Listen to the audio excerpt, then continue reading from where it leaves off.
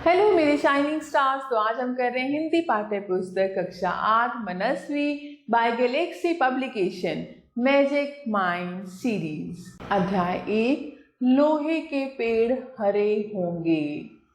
पाठ प्रवेश जीवन कौशल यानी लाइफ स्किल्स।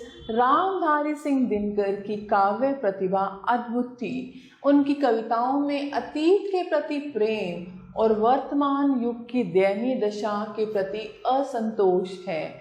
आज चारों ओर निर्माण कार्य चल रहा है। हरे भरे पेड़ों की जगह लोहे के सरिये और पक्की इमारतें ले रही हैं। आपसी प्रेम और सहृदयता समाप्त हो चुकी है। ऐसे में दिनकर जी की यह कविता हमारे मन में उत्साह और आत्मविश्वास भरती है। आइए इसे पढ़ते हैं। लोहे के पेड़ हरे होंगे, तू गान प्रेम का गाता चल।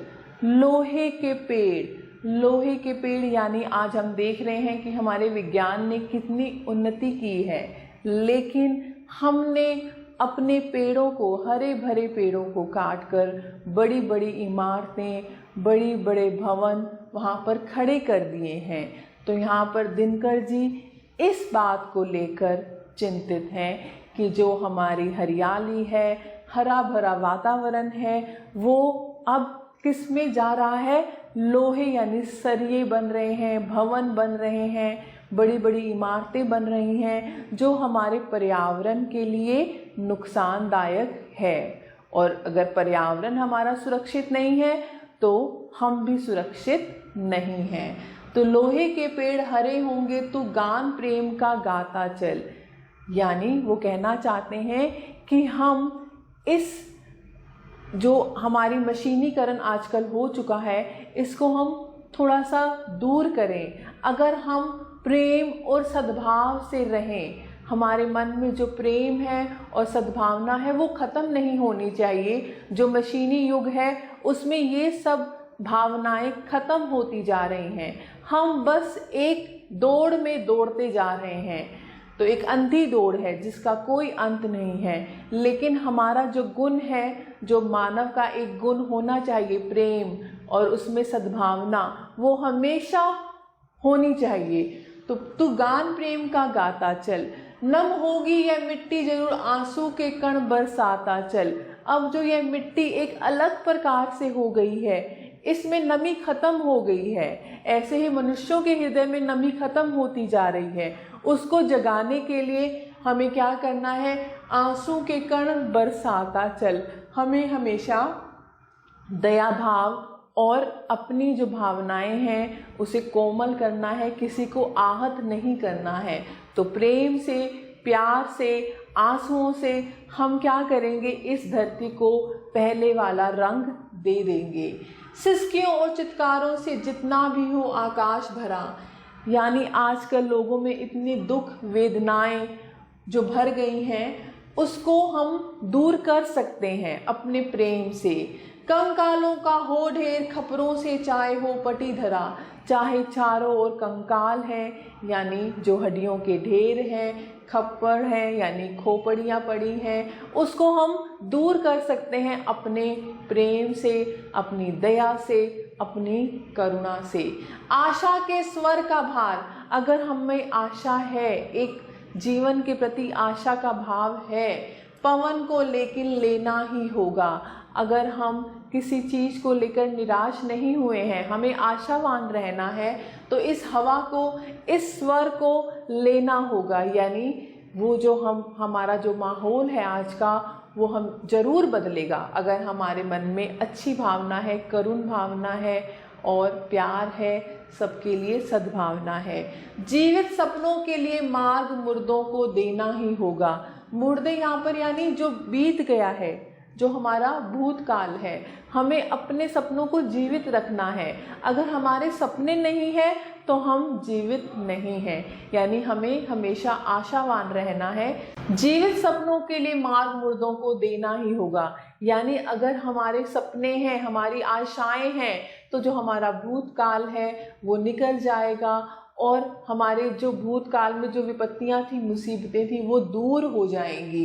रंगों के सातों घट उंडेल यह अंधियाली रंग जाएगी। रंगों के सातों घट उंडेल, 7 घड़े, जैसे इंद्रधनुष के 7 रंग हैं, तो यहाँ पर दिनकर जी ने भी 7 घट लिए हैं। रंगों के सातों घट उंडेल यह अंधियाली, जो अंधेरा है, जो विपत्ति का समय है, वो चला जाएगा।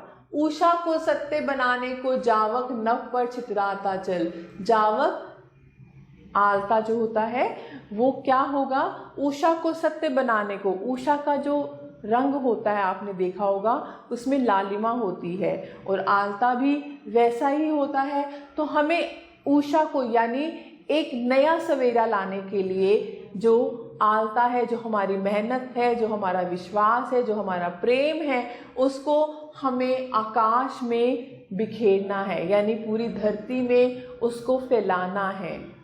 आदर्शों से आदर्श भिड़े, प्रज्ञा प्रज्ञा पर टूट रही। आजकल लोग आपस में ही लड़ रहे हैं। वो सोचते हैं मैं सही हूँ, दूसरा व्यक्ति सोचता है मैं सही हूँ।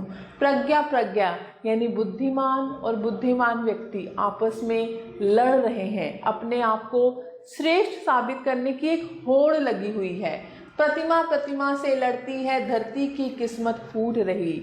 इसीलिए प्रतिमा अगर एक कहता है मैंने इतनी ऊंची बिल्डिंग बनाई है, इतनी ऊंची इमारत बनाई है, तो दूसरा उसी होड़ में लगा हुआ है, तो इससे क्या हो रहा है, एक टकराव पैदा हो रहा है आपस में, जिससे धरती की किस्मत फूट रही। लेकिन इससे नुकसान किसको है, हम सभी को, हमारी धरती को, हमारी पृथ्वी को। आवर्तों का है विषम जाल, निरुपाय बुद्धि चकराती है। आवर्त यानी भंवर। जैसे अगर पानी में कोई भंवर बनता है तो कोई मनुष्य उसमें डूबता ही जाएगा, वो कभी बाहर नहीं निकल पाएगा। ऐसे ही हमारे चारों तरफ एक भंवर बन गए हैं, जो हमारे आपस में बैर है, कह लो आप उसको। एक दया भाव नहीं है, निर्दयी भाव है, एक चतुरता है, एक ईर्ष्या है, द्वेष है, जलन है। ये सब क्या है, भंवर है। इनका एक जाल सा बन गया है, निरुपाय बुद्धि चकराती है, और हमारी समझ में कुछ भी नहीं आता है। विज्ञान यान पर चढ़ी हुई सभ्यता डूबने जाती है, और हम विज्ञान में इतनी उन्नति कर चुके हैं कि अपनी सभ्यता को हम पीछे छोड़ते जा रहे हैं। हमें उन्नति करना है, लेकिन उसमें किसी का नुकसान, किसी को हमें नुकसान नहीं पहुंचाना है, अपने आप को बड़ा नहीं दिखाना है, हमें अपने फायदे के लिए दूसरे को नुकसान नहीं करना। तो विज्ञान यान पर चढ़ी हुई सभ्यता डूबने जाती है। जब जब मस्तिष्क जय होता, संसार ज्ञान से चलता है। संसार जो है वो ज्ञान से चलता है, लेकिन उस ज्ञान से दूसरों का भला होना चाहिए। हमें ऐसा ज्ञान अर्जित नहीं करना जिससे हम दूसरों को नुकसान पहुंचा सके। जैसे आजकल कई देश रॉकेट क्यों बना रहे हैं, क्योंकि दूसरों पर हमला करने के लिए, आक्रमण करने के लिए। तो ये विनाश के लिए हमें ऐसा कुछ नहीं सोचना। हमें अगर विज्ञान में उन्नति करनी है तो हमें ऐसा करना है कि वो उसमें सबकी भलाई हो। आपकी भलाई है, लेकिन उससे पहले हमें दूसरों की भलाई को सोचना है। शीतलता की राह हृदय तू ये संवाद सुनाता चल। तो हमारे दिल में एक शीतल भावना, एक ठंडक होनी चाहिए जो दूसरों को ठंडक दे, और हमें यह संवाद, यही बात सबको सुनानी चाहिए, उसको अमल में लानी चाहिए, और दूसरों को भी इस चीज़ के लिए प्रेरित करना चाहिए कि हम अपने मन में प्रेम, दया भाव लाएं, ताकि जो हमारी धरती है ये हरी भरी रहे। यहाँ से लोहे के पेड़, यानी हम जो इतनी उन्नति कर रहे हैं उसमें कोई गलत बात नहीं है, लेकिन हमें अपनी धरती को पहले बचाना है, अपनी धरा को, अपनी माँ को पहले बचाना है।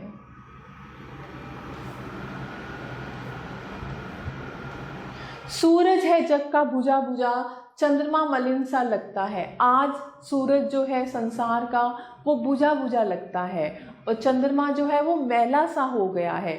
सबकी कोशिश बेकार हुई, आलोक ना इनका जगता है। सब कोशिश कर रहे हैं, लेकिन इनमें जो पहले वाली चमक थी वो नहीं है। इन मलिन ग्रहों के प्राणों में कोई नवीन आभा भर दे। जो ये मैले हमारे ग्रह हो गए हैं, इनमें कोई नई प्रकाश, कोई नया प्रकाश भर दे, जादूगर अपने दर्पण पर घिसकर इनको ताज़ा कर दे, और कोई ऐसा जादूगर हो जो एक ऐसा कमाल दिखाए कि ये नए तरोताज़ा जैसे हो जाएं। दीपक के जलते प्राण दिवाली तभी सुहावन होती है, रोशनी जगत को देने को अपनी अस्थियां जलाता चल। दीपक के जलते प्राण, जब दीपक अपने प्राण यानी जब दीपक खुद जलता है तभी हम दिवाली मनाते हैं। तो इसीलिए हमें दूसरों को खुश करने के लिए, संसार में खुशी लाने के लिए प्रेम, दया भाव और अपने आप में थोड़ा हमें कष्ट भी सहना होगा, तभी संसार रहने लायक प्यार वाली जगह बनेगा।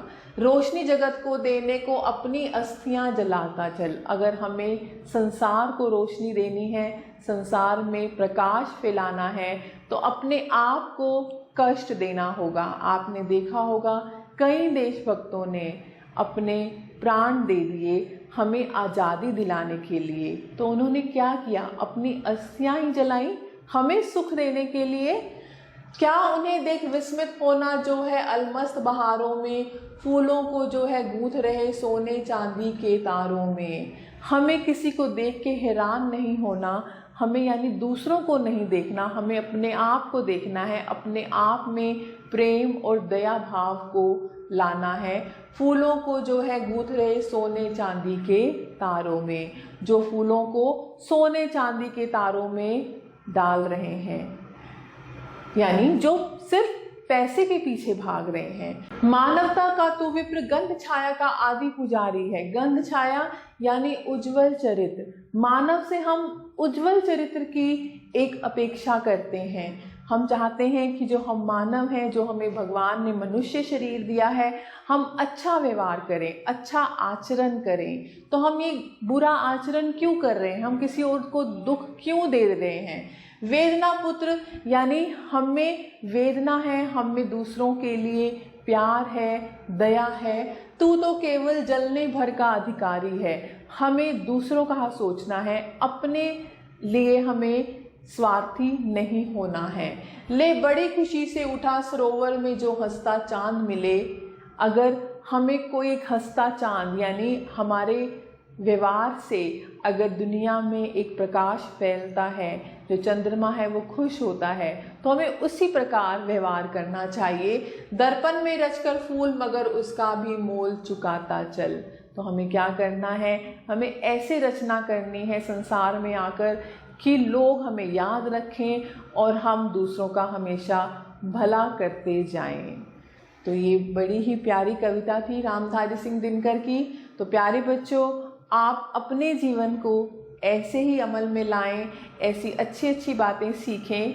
अब हम करते हैं वर्ड मीनिंग यानी शब्दार्थ। लोहे के पेड़, मशीनी संस्कृति, चित्कार, करहा, जावक, आलता, महावर, प्रज्ञा, बुद्धि, आवर्त, भंवर, खप्पर, खोपड़ी, मलिन, मैले, धुंधले, गंध छाया, आनंद भूति और उज्जवल चरित्र। तो पाठ से मौखिक निम्नलिखित प्रश्नों के उत्तर दीजिए। वेदना पुत्र किसे कहा गया है और क्यों? और प्रस्तुत कविता के कवि कौन है? रामधारी सिंह दिनकर। सही विकल्प पर निशान लगाइए। लोहे के पेड़ कैसे होंगे? लोहे के पेड़ हरे, नीले, काले या सफेद? हरे होंगे। आशा के स्वर का भार किसको लेना होगा? पवन को। जग का सूरज कैसा है? जग का सूरज है बुझा बुझा। किसको सोने चांदी के तारों में गूंथ रहे हैं? फूलों को। तो प्रश्न 2 है, कविता की पंक्तियां पूरा कीजिए। प्रश्न 3 में निम्नलिखित पद्यांशों को ध्यानपूर्वक पढ़िए और पूछे गए प्रश्नों के उत्तर दीजिए। ऐसे प्रश्न 4 है, निम्नलिखित प्रश्नों के उत्तर दीजिए। आज पेड़, हरियाली और प्रेम का स्थान किसने ले लिया है?